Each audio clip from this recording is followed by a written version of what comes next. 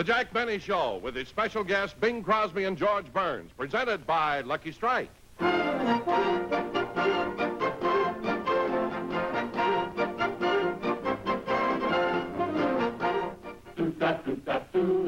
Lucky's tastes better. Cleaner, fresher, smoother. Lucky's tastes better. Cleaner, fresher, smoother. For Lucky Strike beans to buy tobacco. Richer tasting to buy tobacco. Lucky's tastes better. Cleaner, fresher, smoother. Lucky Strike, Lucky Strike. You can actually see why Lucky's taste better when you strip the paper from a Lucky by tearing down the seam. First, you see Lucky's are made better, made round and firm and fully packed to draw freely and smoke evenly. And second, you see Lucky's are made of long strands of fine, light, naturally mild tobacco. Everybody knows LSMFT. Lucky Strike means fine tobacco. So remember, Lucky's tastes better. Cleaner, fresher, smoother. Lucky's tastes better. Cleaner, fresher, smoother. Lucky Strike, Lucky Strike.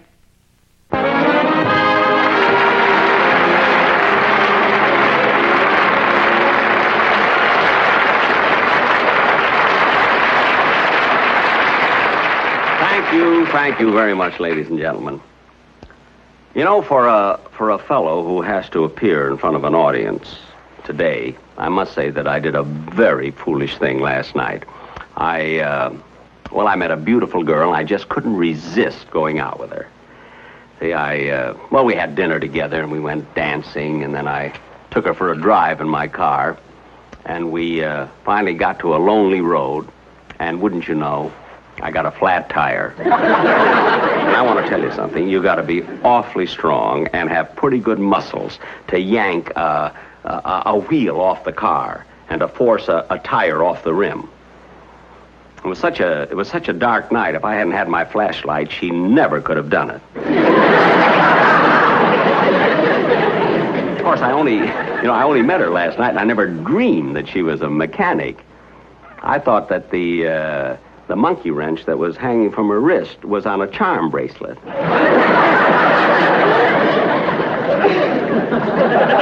She got the tire fixed, then we had a wonderful evening, and I didn't get home till about 2:30. And, of course, I didn't want to wake up Rochester, so I took off my shoes and I tiptoed up the steps. Then I didn't even turn on the lights, and I went right to bed. And, boy, what a miserable night I had. When I woke up this morning, I found out that Rochester had rearranged the furniture, and I was sleeping on the table. And there's nothing more uncomfortable than using the bust of Beethoven for a pillow.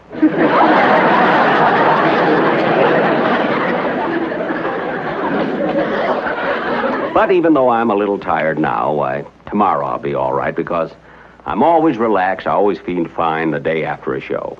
As a matter of fact, every day after a show, that's when Rochester and I sort of relax and lounge around on the patio at home.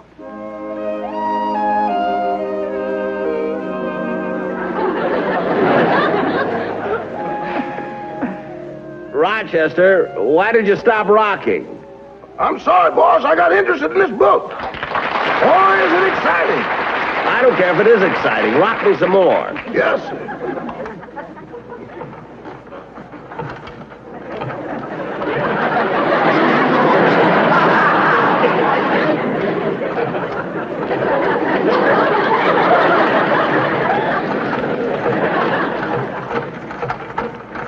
Rochester, there's a fly on me. Fan it away.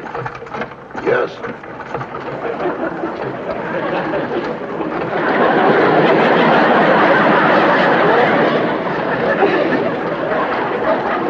Did you finish churning the butter? Not yet. Well, churn it. Yes.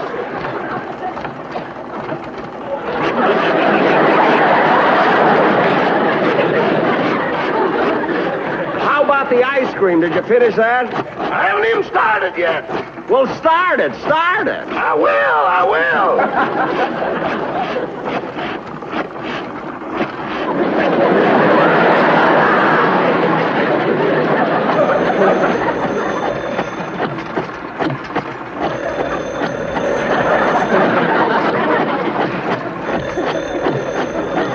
Why don't you answer the phone?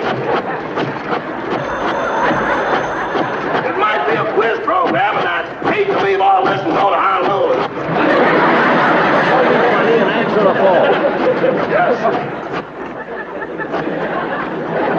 Hello? Yes? Fine. Fine. Goodbye. Who was it? A man down the street, he wants a pound of butter and 2 quarts of ice cream. You see, Rochester, I just thought of it this morning. And already we got an order for a pound of butter and 2 quarts of ice cream. And you thought my little scheme wouldn't work. I didn't say it wouldn't work. I said it wasn't fair to put our phone number on the back of that Carnation milk truck. Well, business is business. Now rock me some more. Yes.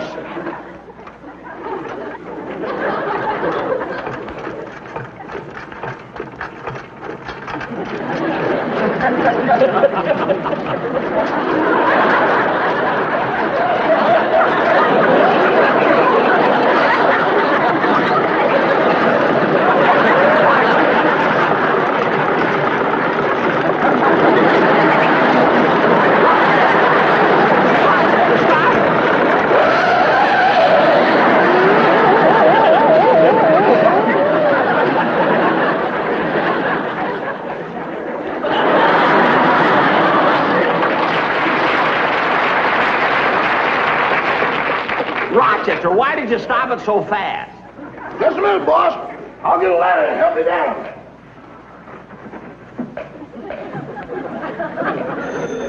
There you are. Answer the phone. It might be another order. I'll get done by myself. Yes. Hello? Mr. Benny's residence stars stage, screen, radio, television, and now rehearsing for Tarzan the Apes. Oh, hello, Miss Livingston. Yes, he's here. Just a minute, I'll call him. It's for you, boss. It's Miss Livingston. Oh, okay. Hello, Mary. This afternoon? No, I'm busy. Yeah, I got a golf date with Bing Crosby and George Burns. What are your plans for tonight? I haven't any. Would you like to see a movie? Okay, so would I. No, don't come here. I'll come over to your house. Your television screen is much bigger. Mary.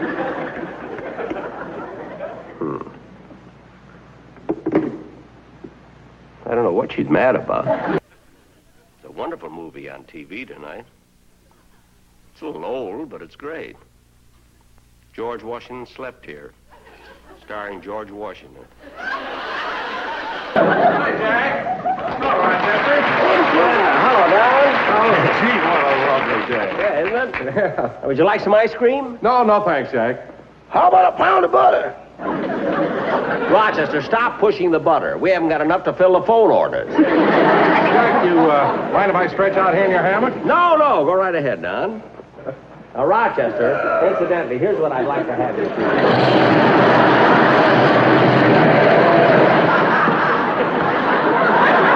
Rochester, come on, help.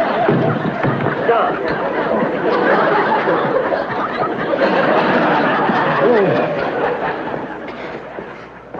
Jack, I'm terribly sorry if I broke your hammock. Who cares about the hammock? Look what you did to the flagstone.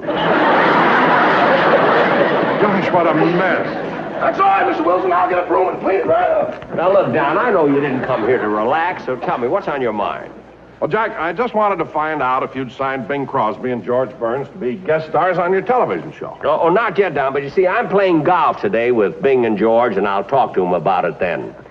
You know, many years ago, Bing and George and I used to do a vaudeville act together. Oh, years ago, we were known as Goldie, Fields, and Glide. That was our names then in vaudeville, you see. And I'd like to do that same act now in television. The three of you used to do an act together? That's right. That's right. Jack, you're kidding. No, I'm not. Wait a minute. Oh, Rochester. Yes, boss. Bring my scrapbook. You'll find it in the dress drawer. Yes, sir. Ah, those were the days. You know, when Bing, George, and I, when we were known as Goldie, Fields, and Glide, we used to play towns like Burning Stump, Iowa, and Stagnant Water, Nebraska, and we even played on an Indian reservation. The three of you really played an Indian reservation? That's right, Geronimo, New Mexico. I was just on my way to the back door. I thought maybe you like to buy some fruit, eh? No, I don't think I care for any. Would you like some fruit, Don? Well, not right now. Maybe I will take some home. Well, I got all kinds of fruit. What kind you like? Well, I'll take some bananas. Bananas. Which one do you prefer? I got 3 kinds of bananas.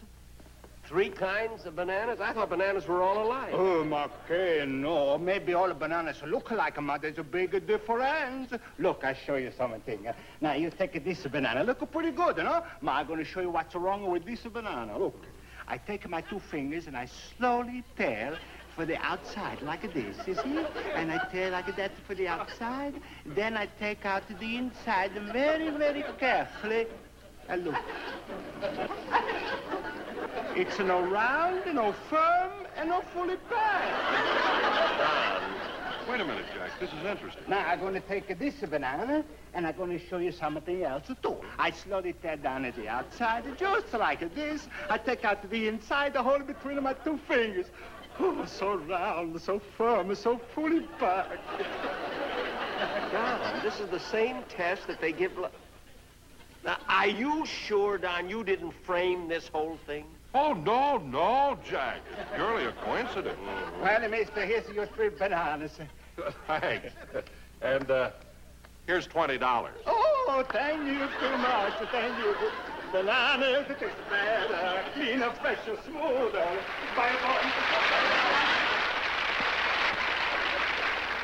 Don, you framed this whole thing. You made a commercial out of this, now, didn't you?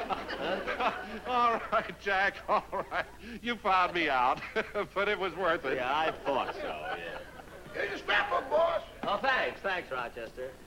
You know, now, this is the first scrapbook I've ever had, you know, and I wanted you to see this thing here. Oh, here. Now, this was our whole show, the show that we were with. There was the animal trainer, there's the juggler, there's Bing Crosby, there's George Burns. Easy to pick you out, Jack. There's an arrow pointing to you. It ain't pointing to him, it's in him. That's when they played the Indian reservation. Now, Don, look, now, here's what I really wanted you to see. Now, wait a minute. I got it right over here. There it is. There's our act. Goldie, Fields, and Glide, you see? Now, Bing Crosby was Goldie, George Burns was Fields, and I was Glide. That was our act, Goldie, Fields, and Glide. You know, and I'll never forget when we played in Scranton, Pennsylvania. Gee, what a tough time we had following the Victoria girl.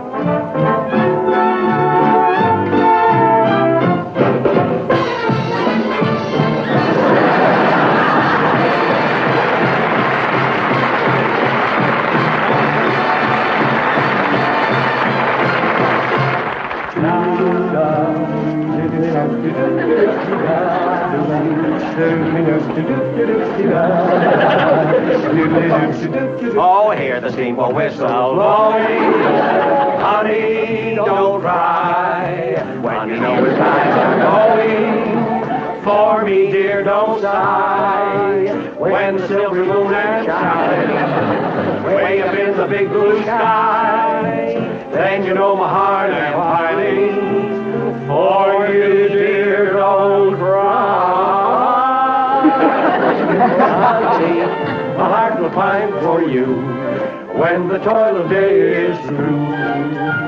Every little star gleaming from afar will be shining just for you, my little honey. My heart will pine for you when the toil of day is through. We'll be roaming in the gloaming, we'll be roaming, oh, my honey, I will pine for you. Bum, bum, bum, bum.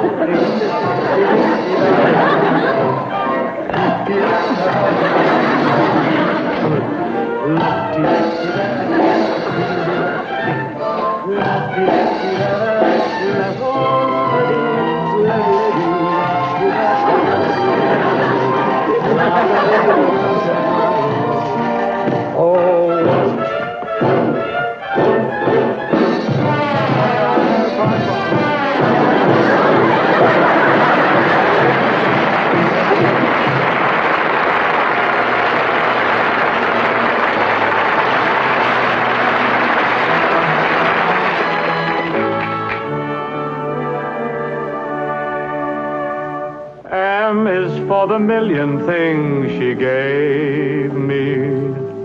O means only that she's growing old. T is for the tears she shed to save me. H is for her heart of purest gold. Our purest gold. E is for her eyes with love light shining. R means right, and right she'll always be. She'll always be. Put them all together, they spell mother.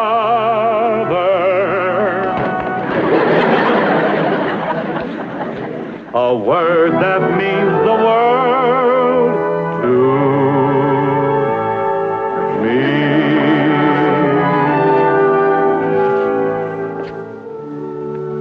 Just what is wrong with the girl of today is a problem this world has to face. They blame it on this and they blame it on that, but they don't seem to get any place. Ah, it isn't the lipstick, the cocktails, the jazz that causes the girlie to fall. It's the mother who says if you're not home at 10, why, you don't have to come home at all. There's many a girl in a nightclub tonight who would have and could have been good. And each one of them is a living mistake of a parent who misunderstood. So make a pal of your daughter. Tell her what's what. And don't hide that book on the shelf. For it's the girls who are wise to the ways of the world that make it tough on guys like myself. Together they spell harder, a word that means the world to me. Them all together they spell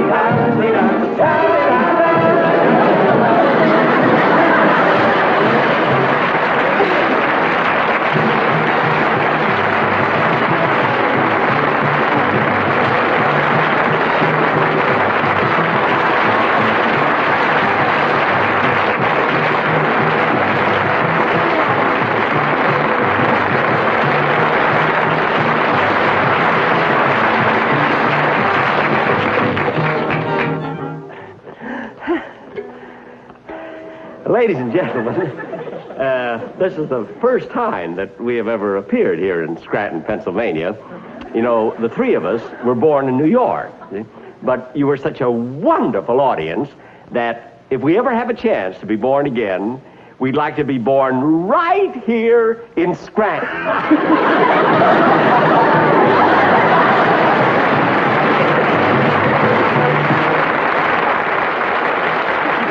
Yes, Don, that was our act. Goldie, Fields, and Glide. That'll be wonderful on your television show. But, Jack, I know you and George Burns are very good friends, and you'll work reasonably, but can you get Crosby? Don't worry, Don. I may have to soft soap him a little, but I'll talk him into it. That must be Mr. Crosby and Mr. Burns now. Well, I gotta run along, Jack. I'll let the boys in on my way out. Okay, Don. Hey, Rochester, you know, I'm trying to get Bing Crosby to appear on my television show, and naturally, I want to make a good impression. So run in the house and make a lot of sandwiches. But, boss, we haven't got any food to make sandwiches. No food? What was in the refrigerator? A disappointed mouse. A mouse? I tried to coax him out with a piece of cheese, but he didn't even see it. What? With nothing to look at but those white porcelain walls, he went snowblind. Rochester, stop making up a lot of silly things, will you? Hi, Jay. As soon as I get dressed, we'll all go out to court. Hey, what's this? That's a scrapbook. I was showing it to Don Wilson. No, I showed him the picture of the three of us when we used to be in Vaudeville together. Oh, that was a rouser, wasn't it? Yeah. Years ago. Yeah. You know, Bing, I was thinking, you never hit the big time until you met Paul Whiteman and he took you to the Coconut Grove. Yeah, and George never hit the big time really till he met Gracie and took her to the Justice of the Peace. I got a funny answer for that, but I'm going to save it for my own show. It's quite a spot you got here, though, Jack. Is that the swimming pool, or is that where you wash your money? He doesn't wash his money. He saves the dirt and all. I'm your friend. Look, fellas, while you're here telling jokes, I'm going inside and change clothes so we can go out and play golf. Oh, Rochester, see that Abbott and Costello are comfortable. Yes, I'll fix him some refreshments. Bing, I got a hunch the reason for this golf date is that Jack would like to use us as guest stars on his television show. Oh, no, that's not for me. They tell me Jack pays practically nothing for guest stars. Oh, he pays big money. He does? Sure, he's the only one that's got those old dollar bills left. I wonder what Jack would want us to do on his show. I don't know about you, but I know he'd want me to sing. Oh, well, in that case, I better squeeze in a song right now. Want me to help you with a verse and two choruses? No, I'll fight it out. Well, help Jack with his shoes. I got a button hook. If I am fancy-free and I love to wander, it's just a gypsy in my soul. There's something calling me from away out yonder. It's just a gypsy in my soul. I've got to give vent to my emotions. I'm only content having my way. There is no other life of which I'm fonder. It's just the gypsy in my soul. No cares, no strings. My heart's on wings. If I am fancy-free and I love to wander, it's just the gypsy in my soul. No other life of which I'm fonder. It's just the gypsy in my soul. No cares, no strings. My heart has wings. It's just the gypsy in my soul.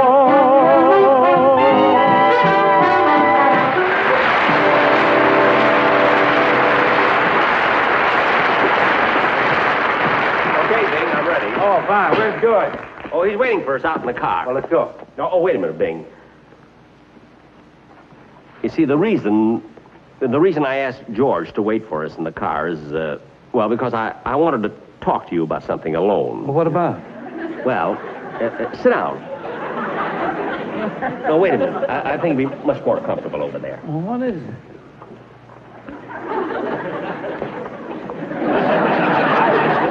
That's it. Make yourself comfortable. Oh, wait a minute. Wait. There we are.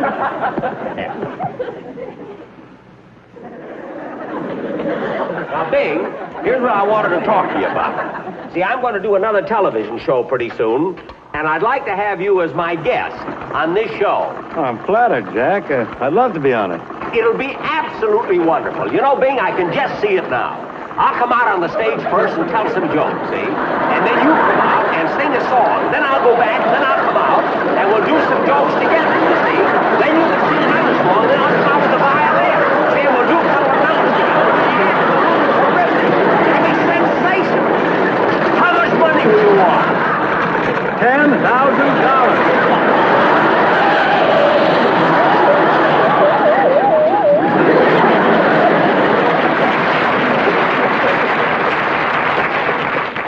Jack, come on, get me down out of here. I'm not going to let you down and you come down on your price. Oh, no, you don't. I won't budge. I'm going to stick to my price. You better do what he says, Bing. I've been up here for 4 months.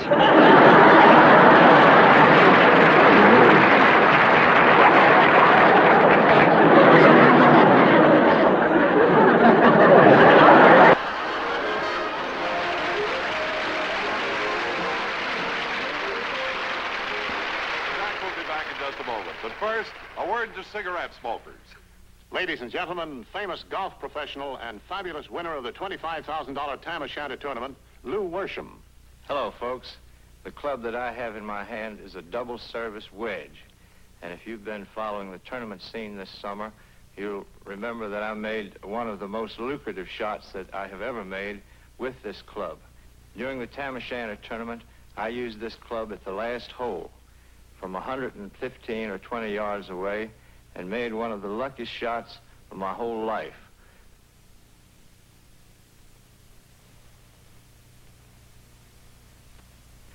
Other golfers might have chosen an 8 or a 9 iron to play this shot. To me, the wedge has been one of my favorites. On that day, that was a lucky choice. And when it comes to cigarettes, my choice, Luckies. They taste better. Lou Worsham is right, friends. Smoking enjoyment is all a matter of taste. And the fact of the matter is, Lucky's taste better, cleaner, fresher, smoother. That's because LSMFT. Lucky Strike means fine tobacco. And second, Lucky's are made better. So be happy. Go Lucky. See for yourself that Lucky's taste better.